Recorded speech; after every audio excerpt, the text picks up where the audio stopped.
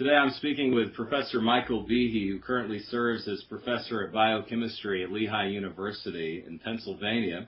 He is the leading voice of the intelligent design community, and he's also a fellow at the Discovery Institute. And Professor Behe, it's an honor to welcome you tonight to Christian Thinker Society. I was recently in Oxford, where you had your United Kingdom tour that was quite phenomenal, and I look forward to asking you about that. You gave lectures in London, Glasgow, Belfast, Bournemouth, Leamington, Warwick, Cambridge. You held a day conference, as far as when I was there, I think it was during the day, in Oxford. The theme of your tour was Darwin or Design, What Does the Science Really Say? And it was just a phenomenal tour, and I'm excited to hear you talk about that. Professor Behe, I would say you're probably best known in the popular world for your argument for irreducible complexity, which I look forward to asking you about as well. Professor Behe, you've also testified in several court cases and hearings on intelligent design, and even here in the great state of Kansas in Topeka. Professor Behe, you earned your PhD in biochemistry at the University of Pennsylvania, and you're known throughout the world for your articles, books, and lectures advocating intelligent design. I want to just kind of ask, at a basic foundational level for our audience who may not be as familiar, what is intelligent design? Can you define it for us? And is intelligent design science? Okay, intelligent design, you can define it various ways, but a good way is the idea that some things in nature are better explained as the result of an intelligent agent or intelligent action rather than the undirected forces and accidents of nature. And a good example from our everyday world is Mount Rushmore. If you go out hiking in the woods and you were hiking along and looking at various mountains, you might think they were developed by natural laws, but if you hiked past Mount Rushmore, you would immediately realize that that is not well explained as the result of tectonics or volcanoes or natural activities. It's the result of intelligent design. Would you say that intelligent design is a science, then? Yes. Science or intelligent design, in my view, is completely scientific, even though it may have philosophical, even theological overtones. And the reason is that it depends completely on the empirical evidence, like Mount Rushmore, these stones that you have in front of you that you're observing, and on basic logic. What is the explanation for this stone formation? It's not based on, what does a, holy book say. It's not based on what a prophet said. It starts with the data of nature and then reasons from that and comes to a conclusion, which is pretty much how science is defined. And so based on that definition, Professor Behe, should intelligent design be taught alongside evolution in the classroom? Well, that's a good question, and I would say certainly in private and Christian schools, which are open to all ideas, then it certainly should. The arguments for it, against it, the arguments for other theories of life could be taught as well. But it gets to be a kind of a political mess when you start talking about public schools, because in the United States, at least, public schools are not supposed to endorse religion. Now, as I said, intelligent design is science, but people on the other side don't agree, or at least they argue against that. They say it's just religion in disguise, just an attempt to get the Bible taught in science class and so on. And people can get very, very emotional about it.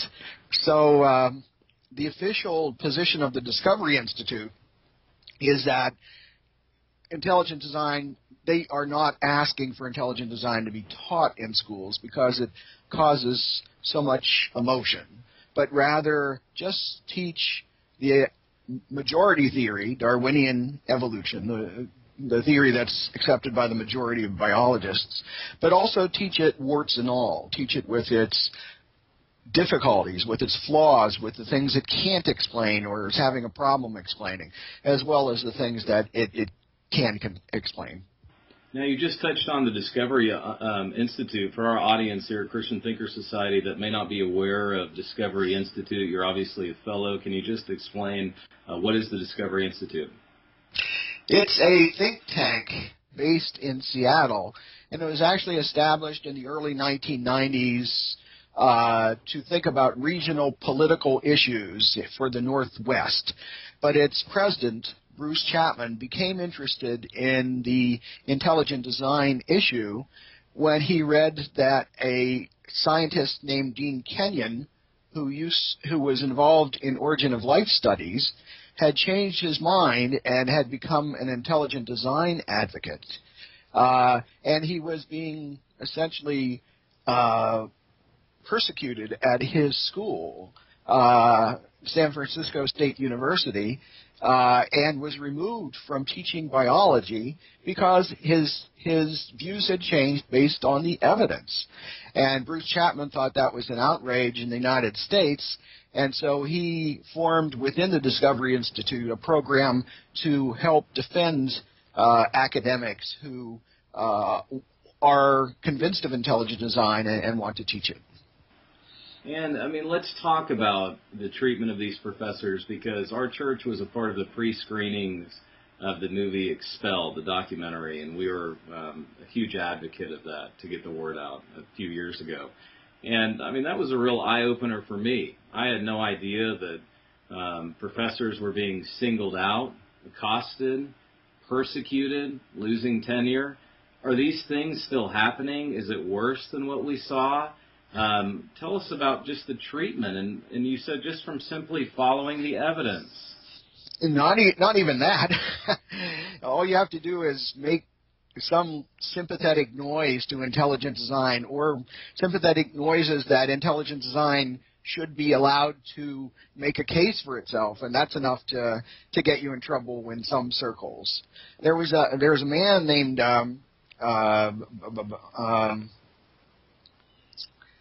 Rob.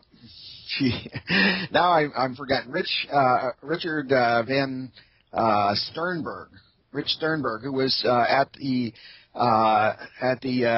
Natural History Museum in Washington, in the Smithsonian, and he, as part of his duties, was the editor for a small journal that the Smithsonian puts out, and he received as a submission a paper that argued for intelligent design, and he sent it out to be refereed, as all scientific papers are, and it came back, and the referees asked for some changes, which were made, and then they eventually approved it, and he then had it published in the Smithsonian's journal. And after it came out, there was an uproar, and scientists from all over the world, Nature and Science, the leading science journals, sent reporters to interview him. Not only that, his background was investigated. His files were gone through. His laboratory was closed. It's really bizarre. And he was not even an intelligent design advocate. He was just allowed this paper to be published. And yeah, there are many other stories of similar people who have tried to simply make the case, and it reminds me of the old Soviet Union, that if you question communism, then by definition you're mentally unstable. It's the same thing. If you argue for intelligent design, by itself, that shows you're not qualified to be a scientist. You should be driven out of science because you're corrupting children or some such thing. You know, and I don't know why this surprises me, because, you know, pastors, I don't care what field you're in, when you stand up for truth, you make waves. And here's a man at the Smithsonian who submits an article, peer-reviewed journal, accepted by a group of respected scholars, and then is later nearly stoned for it. I mean, I don't know why it surprises me, but I want to get back to this subject. I want to get back to this before we close, because I know our audience has some more questions as well. But I want to just transition out to your world-famous work, your contribution, both many contributions in the scholarly area, but this contribution in the popular world that you made with your book, Darwin's Black Box. You present this scientific argument for the existence of God. Within the biochemistry of living cells, you argue that life is, quote, irreducibly complex. Mm-hmm. What do you mean by this term, irreducibly complex? And can you tell us why this book continues to be so influential in the science world and for students like myself and others who continue to read your work? I think it's influential because that phrase, irreducible complexity or irreducibly complex, really encapsulates both the problem for Darwinism and also the evidence for intelligent design.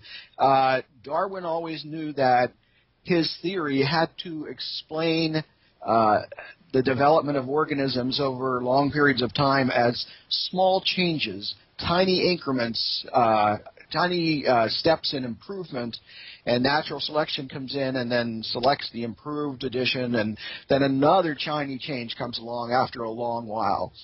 He always insisted on gradualism because he knew that if things improved rapidly in large leaps, then it would look suspiciously as if something other than randomness was involved. But some systems cannot be put together in small steps. And in my book, Darwin's Black Box, as an example from our everyday world, I talked about a mechanical mousetrap. If you think of it, the mousetrap that you buy at a grocery store or hardware store has a number of different parts. It's got a wooden platform generally. It's got a metal spring. It's got a little hammer which snaps shut and squashes the mouse. And it's got a couple other pieces as well. And if you take away one of those pieces, the trap isn't, less efficient than it used to be. It's broken. It doesn't work at all. So if you wanted to build up something like a mousetrap that needs a number of parts to work, by a Darwinian mechanism, by gradually improving it, it's very, very difficult to imagine how that can be. And it turns out, mousetraps are one thing, but what does biology show? Well, the more we have discovered about biology, especially in the past 50 years where we've discovered the molecular basis of life, which is the foundational level of life, we found that the cell is run by machines. They're literally molecular machines. There's little trucks and buses and outboard motors and so on. And if a simple machine like a mousetrap is difficult to put together by a gradual Darwinian process, then it's difficult in spades to imagine how these molecular machines could be put together. And in fact, if you look at the scientific literature, nobody ever actually explains how they do get together, except if you're lucky in the most broad hand-waving type of way, which is not rigorous science. On the other hand, whenever we see a machine which has a number of parts which act together to do something, we see what I've termed a purposeful arrangement of parts. And that is how we detect design, whenever we see different things fitted to each other to perform a purpose. Think of the mousetrap. Think of a computer. Think of any machine that you're familiar with. That's exactly how we detect design. We detected design in Mount Rushmore because the pieces of the rock were fitted with each other to perform a function, to show the images of the presidents of the United States. So not only is irreducible complexity a big problem for Darwin, but it's also a strong pointer to intelligent design, and it still gives many scientists conniptions. And if you read the literature, people are still publishing papers trying to debunk this idea of irreducible complexity. And in my opinion, they have been unsuccessful in any kind of adequate response to Darwin's black box, because I mean, you're obviously onto something here. And I mean, do you see any future writings on this subject in the forthcoming days? I mean, is there any future research? I know we're going to get to your next book here in a moment. Was that a sequel to that in any kind of way, or do you see any sequels to Darwin's Black Box coming out in the future? Well, yes, my second book was in fact a further development of the argument for irreducible complexity, and I've recently published a paper in the Quarterly Review of Biology investigating what do we know from experiments that Darwinian processes can do, and the short answer is not much. So yeah, there's lots more to be done, but I'm one person. And as a group, intelligent design folks are a small group, because if you are publicly identified as an ID proponent, you can kiss your career goodbye. So it helps to have tenure if you're going to declare yourself an intelligent design proponent. So we're working where progress is slow, but the problem is so juicy and so obvious that there's no doubt where the science will take us.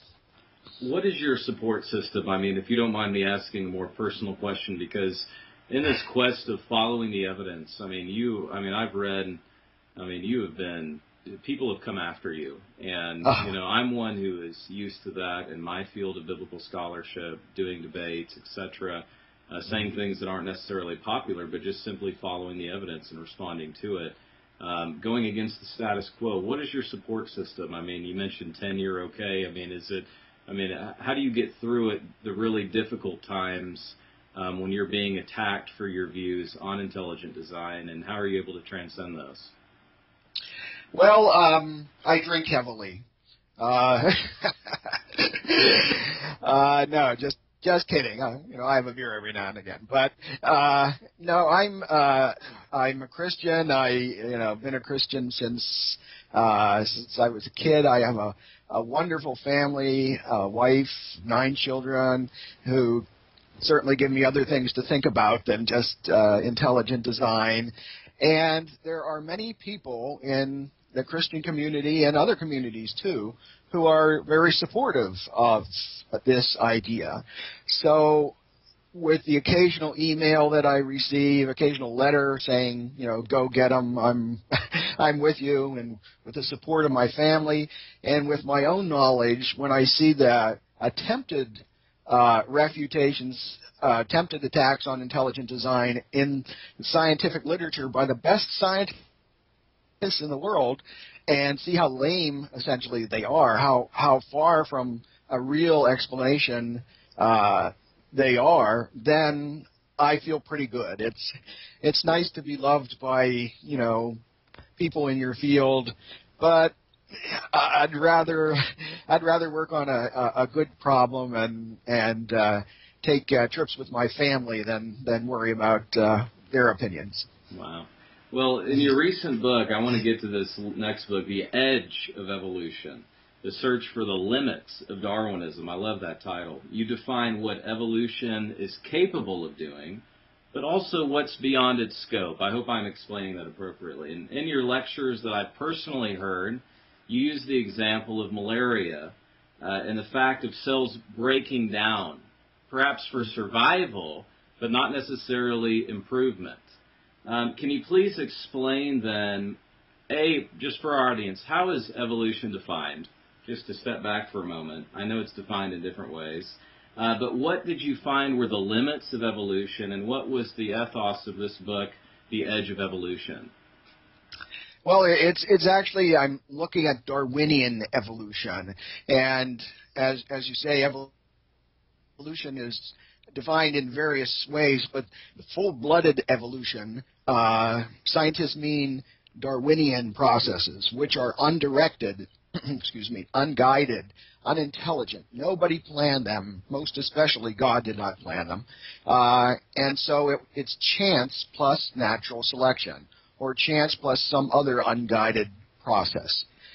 And so I, who am not convinced that explains all of life, said, well, what do we know that such chance processes Darwinian evolution can do? And it turns out that just in the past 10 years, a number of, because of advances in technology and advances in work by the scientific community, we've gotten a lot of results which bear directly on that question. And in order for Darwinian evolution to explain life, it has to explain those very elegant and complex, sophisticated molecular machines that science has discovered in the cell over the past 50 years. But when we look at experiments that mimic Darwinian evolution, we find nothing of the sort. And as you say in the book, I focus on malaria, and I actually focus on the two sides of malaria, as seen from the human side and as seen from the malarial parasites side. And let me just stick to the human side here. In the past several thousands of years, malaria and humans have been at war with each other. People have lived in malarious areas, and if they get the disease, they have a good chance of dying. But if somebody were born with a mutation that could give them a slight immunity to malaria, then they'd have a better chance of surviving childhood and going on to raise children of their own. In the past several decades, due to advances in sequencing DNA, we've learned exactly what those mutations are. Resistance to malaria has always been pointed to by Darwinists as an example of evolution in action. Look what evolution can do. And it is evolution in action. It's Darwinian evolution in action. But it turns out that the random mutations and natural selection are breaking genes that were previously functional. They're degrading systems in the cell rather than improving them. And let me just give a kind of an analogy. Suppose you had a car, you had your car, and you wanted to race it, you wanted to go faster. So you wanted to decrease the wind resistance on your car. What's the fastest thing you could do to decrease wind resistance? Well, one thing you could do is break off the side view mirrors. You know, that decreases wind resistance. You don't have side view mirrors now, but maybe you don't care. You're just going to go in a straight line or something. Well, that's what the mutations have done in response to malaria. There's one mutation called the sickle cell mutation, which most people have heard of, and that can lead to sickle cell disease. And there's a handful of other mutations. One is called thalassemia, which essentially throws away part of the gene for hemoglobin. And for some odd reason, that gives resistance to malaria, because the malarial parasite actually lives in red blood cells where hemoglobin is found. But still, you're just throwing away something that was there. Another one is called glucose 6-phosphate dehydrogenase deficiency, which is another gene which usually is important for the red blood cell but is thrown away, and that helps a little bit in the fight against malaria. So it turns out that, you know, just as if you were in a sinking ship, it might help you to throw out sophisticated equipment overboard to lighten the ship. And that's what Darwinian evolution does. It can help by degrading what we've already got. And that's interesting, and it might be clinically important, but it is not the sort of process that can build up the complex systems we know about. Again, I'm speaking with Professor Michael Behe at Lehigh University, the professor of biochemistry. You're watching Christian Thinker Society. This is just absolutely fantastic to be listening to. And I just want to switch gears again, and thank you for that excellent explanation. And again, I recommend our audience both The Edge of Evolution and Darwin's Black Box. If these are not a part of your library, go get them on Amazon.com. I encourage you to read them, reread them. It's certainly worthy of a second look if you've read it perhaps a few years ago. Great things, great evidence to talk about leading to intelligent design. Our church, First Family Church, as I said, hosted these pre-screenings of the Ben Stein documentary Expelled, and I just At Christian Thinker Society, our ethos here is to encourage Christians to become thinkers and thinkers to become Christians. And it's important that we just simply think through some of these issues. Why does this issue, Darwinian evolution versus intelligent design, why is it so hotly debated? Is it because of the implications? We start throwing around the term political. Why are these men taking these hits? I just want to drill down just a little bit deeper. What nerve is it touching that is so touchy, if you will? Why the nerve? Well, I think it's pretty obvious that it touches a nerve because it has implications beyond just science. It has philosophical, it has got theological implications, and so people don't see this just as another discovery, in science. This has implications for who we are, where we came from, and so on. And other theories in science have also faced resistance because they seem to have theological implications. One of them was the Big Bang theory. That many people forget that 100 years ago, most physicists thought that the universe was eternal and unchanging. And this was thought to be congenial to atheism, because an eternal universe might not need an explanation, might not need creation.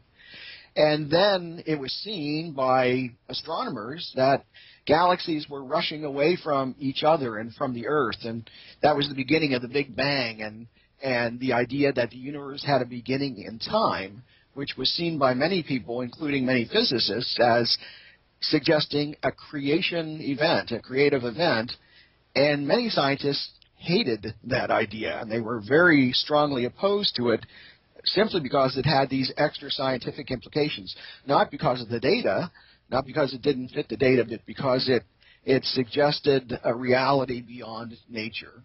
And I think we're seeing the same thing here, but it's even closer to home, saying that you are made of molecular machines and other things that were purposely designed seems a whole lot closer than that the universe was, made in a Big Bang, billions of years ago. And a lot of people resist that. And the scientific community as a whole, kind of in a I don't want to say mob mentality, but a groupthink mentality, has decided that this should be banned from discussion. And I mean, what is the kickback to that? Okay, so it's taboo. So, will intelligent design continue to buck the trend of this taboo, of the nature of these taboo discussions? Oh, sure. Try telling 16, 17-year-old that he can't discuss something, that he's hearing about in biology class or hears outside of biology class and brings into it. Intelligent design, I think the scientific community is frustrated because intelligent design simply isn't going away, because life is not getting simpler. The more we know, the more complex life is seen to be. Even in the 15 years since I wrote Darwin's Black Box, a lot more has been discovered about how the cell works. And systems, sophisticated, complex systems, have been discovered that we didn't even know about 15 years ago, and that we know now life could not exist without these systems. And there seems to be no end to the complexity. The more complex and the more functional it is, of course, the stronger that supports intelligent design, and the less likely it makes a Darwinian explanation.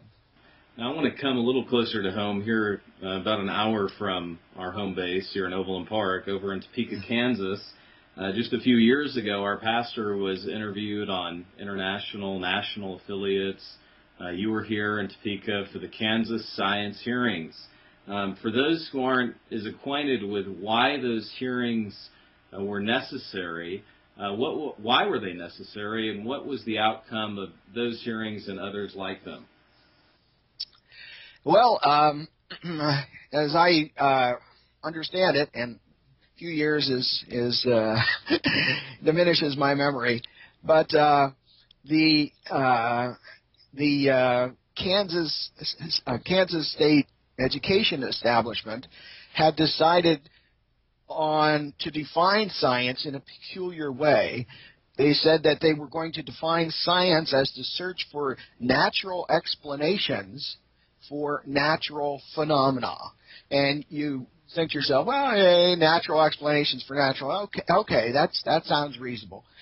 But what it does is it smuggles in, by definition or by wordplay, something like Darwinian evolution. Darwinian evolution has to be true by that definition.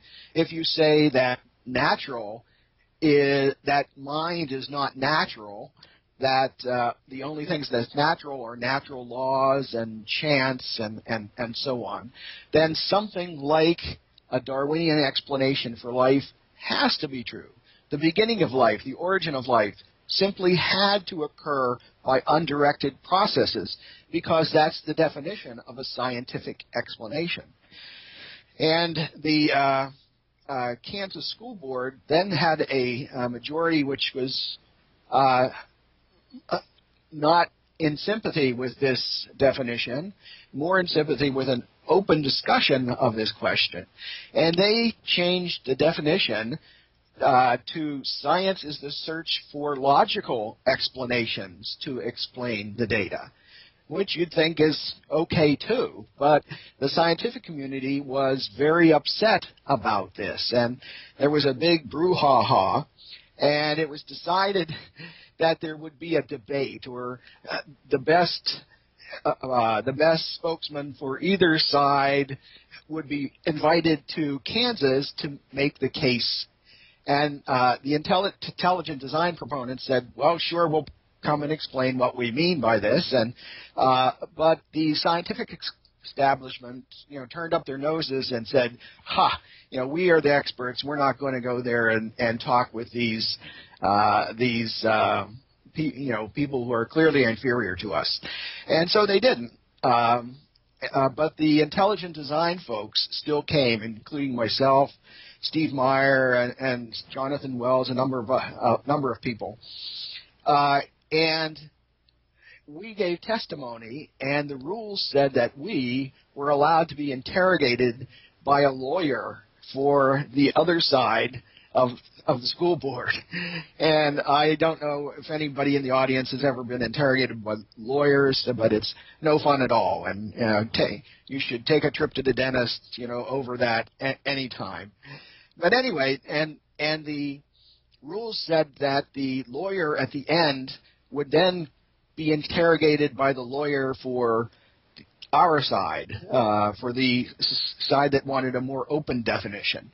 And after it was all over, he simply said, well, no, I'm not going to answer any of your questions. So they cheated. They reneged. They got to grill people on our side, expose people, if you've seen Expelled, to be in a public arena and identified as an intelligent design proponent. They got to expose people as proponents of ID, and a lot of people had severe career repercussions because of that. And it just showed the desperation, I thought, of the other side. I mean, if you have such a strong theory, why not just go up and explain it to people? And clearly people get it, and you'll be the better for it. But they didn't want to play that way. Wow, certainly have a healthy dialogue. Well, thank you for that explanation. Can you just explain for us your relationship with another intelligent design proponent, Philip Johnston? And can you also talk to our audience about the founding historically of the intelligent design movement? Who were the key architects? Of course, you and others. Who are the key players? What brought you all together? And what is the ongoing exciting research that perhaps is happening today going forward in the ID movement? Well, how long do I have, 15 seconds or 20? Take your time. This is very interesting, so take your time. Okay. Well, Phil Johnson. Phil Johnson is an emeritus professor of law at the University of California, Berkeley. He's been retired maybe 10 years now. But he's what we'd call the father of the intelligent design movement, because Phil is a lawyer, but he understands the logic behind arguments. That's what lawyers do. They try to dissect logic behind arguments in various disciplines. And Philip Johnson took a sabbatical in England and came to read two books.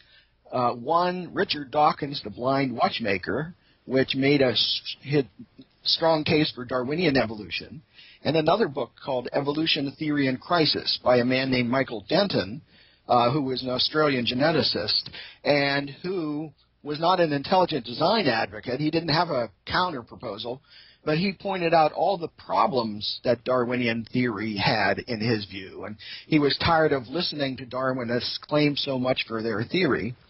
And Philip Johnson was delighted when he read these books, because here are two scientists strongly advocating that the evidence points in opposite directions. How can the evidence completely support Darwinian theory if another scientist says, look, the evidence, points to the opposite of Darwinian theory?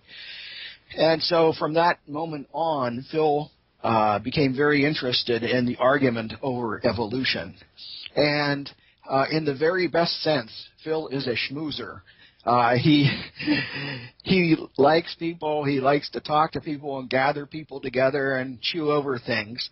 And so he gathered a group around him of like-minded academics, Steve Marr and Bill Dembski, and people who are currently active in the. And what year would this have been? Not to interrupt you. Yes, this was about I'd say 1992, 93, and so those were the early beginnings. And it turns out when we all got to know each other that a number of us had read Denton's book and were kind of shocked by it. A number of us had been what you might call theistic evolutionists, thought that we believed in God, but evolution was the way that he got life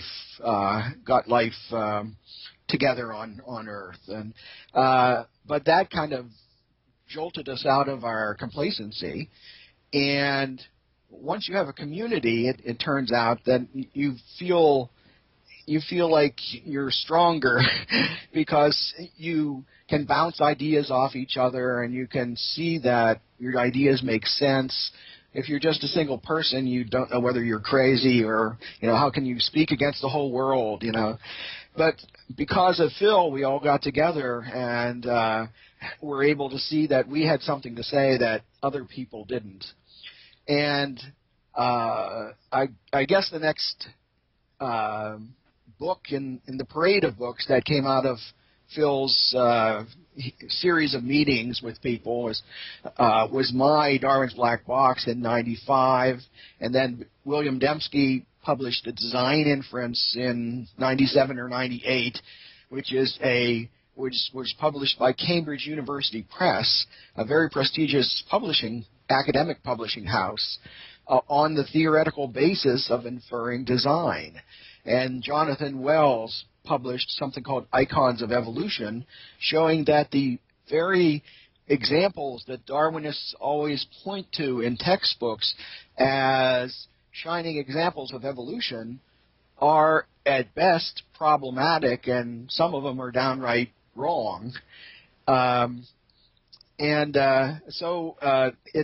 The intelligent design movement started to gather steam then. And the news media started to notice because these books were being published by secular presses. My book was published by a New York publisher, Free Press. It's part of Simon & Schuster. And Bill's book was published by Cambridge University Press and so on. So it wasn't just a religious publishing house which could be dismissed by the secular press. So we we were really gathering steam in those days, and we continue to do so. We've had our setbacks and our victories, but again, the exciting thing is that it doesn't depend on me. It doesn't depend on Phil Johnston or anybody else. It depends on the data, and the data coming out are if you look at it with an open mind, it's a slam dunk. There's just no way that a random process can explain this, and the intelligence behind the systems of life is just overpowering.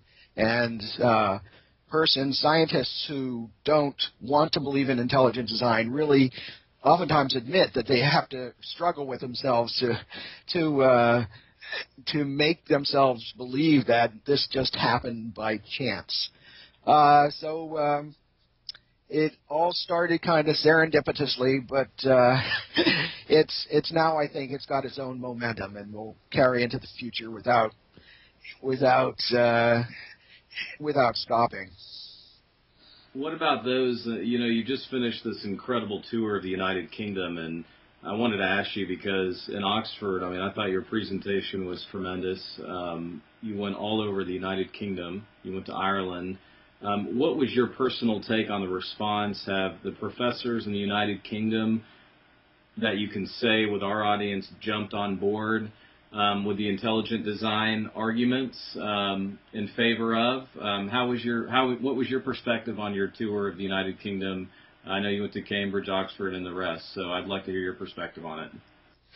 Well, it was wonderful. I thought it was just great. Each place I went, there were overflow audiences. And it's not because they wanted to see me. I'm good looking, I know, but it's the subject is a fascinating subject, intelligent design, and each time we had great questions after my lecture. I give a pretty standard lecture based on my books and so on, and there were great questions. And it was all held in a very collegial style, no acrimony or very, very little acrimony. We could discuss these things, and even the people who went home disagreeing at least saw that this could be discussed in a friendly manner. There are serious arguments for this, and that maybe they should think a little bit more about it. There were people there from the other side, people, still like Republicans and Democrats, you want to keep an eye on what the other guys are doing. So there were folks from the other side, and they came and asked their questions. And it never ceases to astound me what they think will be a devastating question, and it turns out to be, some softball question like who designed the designer, or what about this problem of evil after all? And it's never the science. It's most often a philosophical or theological question. So it was a big success, and I'm glad to see intelligent design taking root in England, because for a long time English felt superior, that this was just these yokels in America who are so unsophisticated, and they were much more sophisticated than we are. But now they're seeing that there really is a scientific dispute, and it's nice to see the discussion spread there. It certainly is, and the one thing I enjoy about at least the few doctoral seminars I've conducted up to this point, it seems in England they're a little bit more respectful, even in the manner they ask questions. They don't attack the person like many Americans do in the way they ask the question. So I know you did a great job. Thank you for coming to the United Kingdom and being willing to do that. I have just 2 questions left, and again, here at Christian Thinker Society, we're so thankful for you, Professor Behe, taking this time. I was recently asked a question. We ask questions hot on the spot here at our sessions. They can text their questions in to me. And I was asked how early we should begin teaching these certain, what we would refer to as apologetic truths to our children, and specifically relating to creation, intelligent design, and I said as early as possible. You know, Audrey and I, my wife and I, we regularly take our daughter, Lily Faith, to the park, and I said, you can pick up a leaf, and you can point out the fact that the intricate design of the leaf and how it converts the sunlight to glucose and the incredible design it took to produce that leaf, and just how amazing it is. And I know with you and your expertise of intelligent design and what you've seen, what you've seen in the evidence, can you just give some common everyday examples of intelligent design for our audience that we can use in the workplace, that we can use in the classroom, that we can take home with us tonight, and just to have in our back pocket for when people ask, you know, why do you believe in intelligent design? Well, gee, I'm a biochemist, so I always go for molecular things. But I would tell somebody that science has discovered that we are like these creatures on Star Trek. Star Trek, in one of its runs, had some creatures called the Borg, and they were made of half machines and half humanoid. And sometimes it would show a scan of their skin or something, and there were these machines on them, the little nanotechnology, nanomachines. They looked evil. They were made of black metal and so on, but they were machines.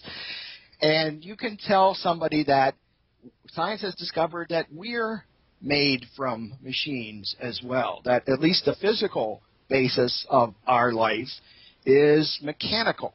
And just like we know that, you know, machinery is made in our everyday world, there is no reason, save that you don't want it to be true, to withhold the conclusion that design explains this elegant machinery that we found in the cell. And I think the best example of the machinery in the cell is something called a bacterial flagellum, which I speak about in Darwin's Black Box and have written about at other places.